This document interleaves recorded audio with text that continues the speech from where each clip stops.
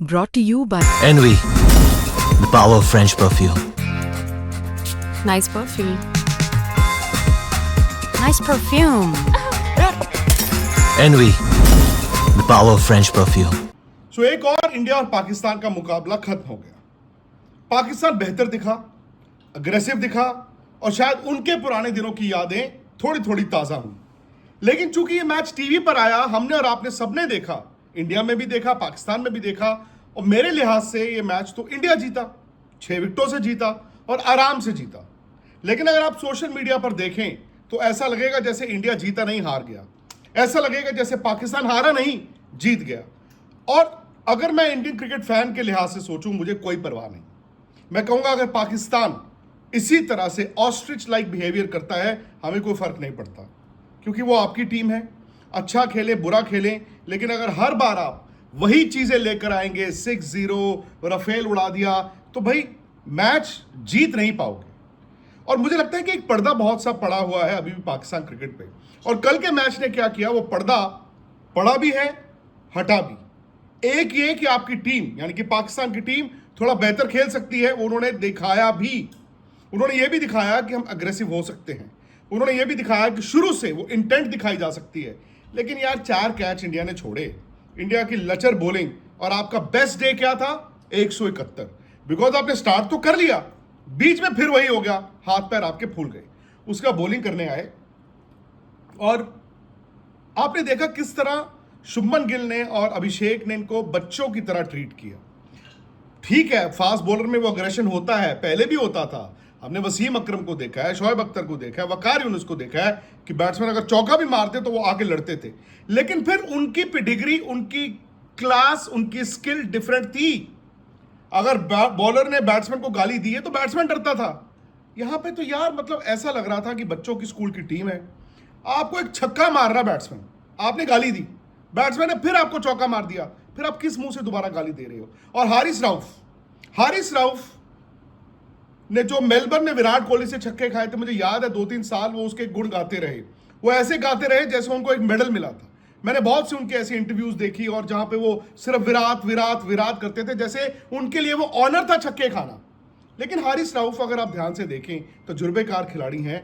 मुझे लगता है मैदान पर जो कल वो कर रहे थे, ठीक है, अग्रेशन दिखाना, लड़ना, गाली देना, वो तो भाई ठीक है, पार्ट ऑफ द गेम है जब आप लाइन क्रॉस नहीं करते हो। लेकिन जो वो बाहर हुज्जतबाजियां कर रहे थे ना क्राउड के साथ, कभी राफेल ऐसे करके दिखा दिया, कभी जहाज दिखा दिया, कभी 6-0 बोल दिया।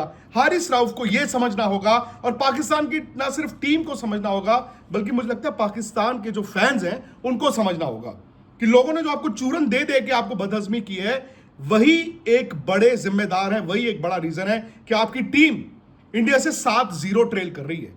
वो 6-0 यार जिसको मर्जी दिखाते रहो, वो मतलब दिल बहलाने को ख्याल अच्छा है, गालिब वाली बात है। लेकिन अंदर से क्या आप लोग सब सुखी थे? आप खुश हो? सोशल मीडिया पे तो आगे सब लिख रहे हैं, अरे कोई बात नहीं, 6-0 हो गया, फलाना हो गया।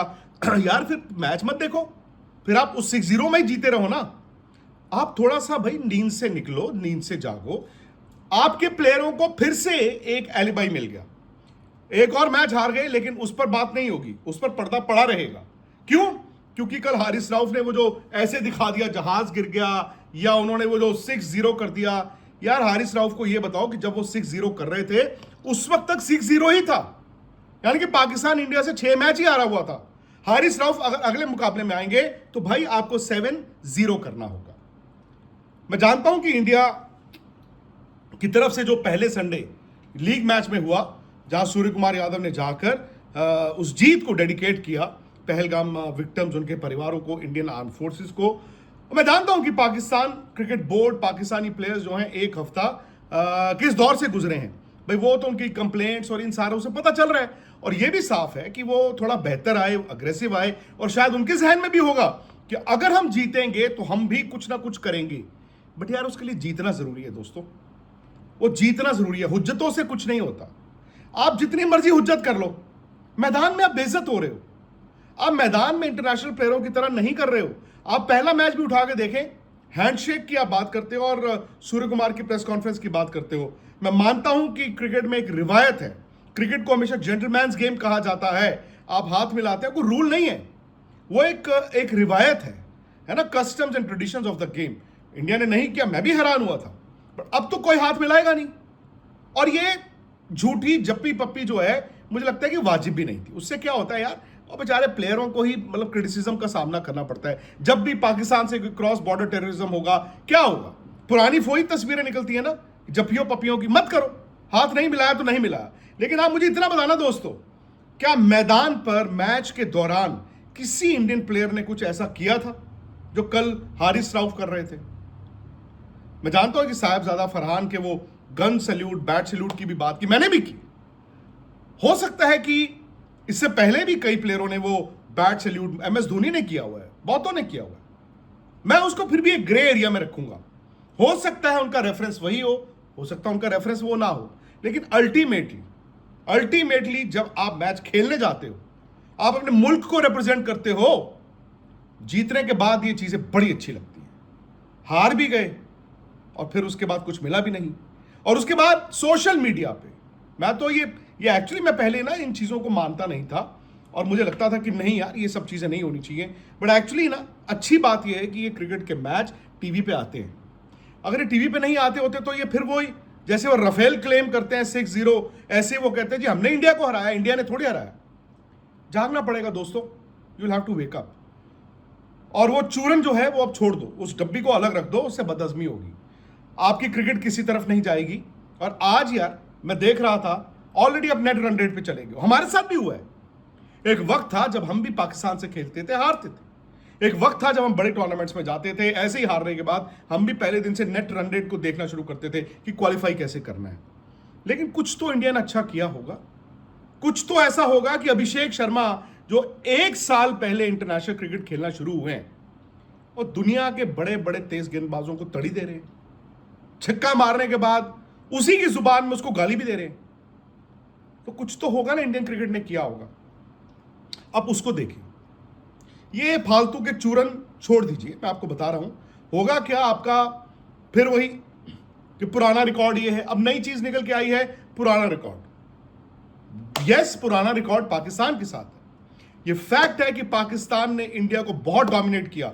मैं उस जनरेशन से आता हूं भाई, हम भी शारजा में मैच होते थे, टीवी ऑन करते थे और इसी तरह से इंडिया हार जाता था।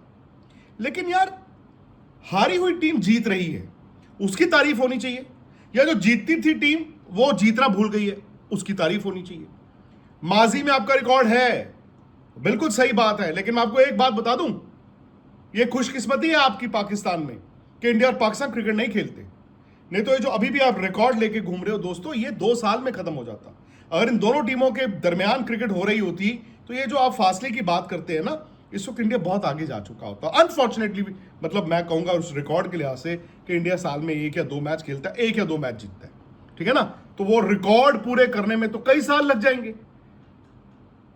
अंदर झांक के देखो, अपनी कमजोरियां देखो।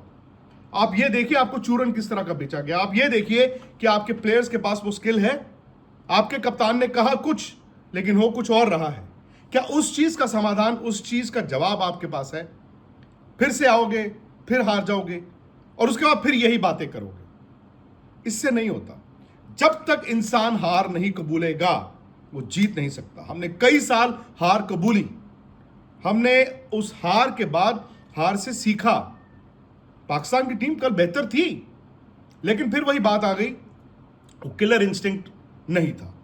वक्त लगेगा, 2 महीने, 4 महीने, 6 महीने, 2 साल, 8 साल, शायद आप बेहतर हो जाएंगे।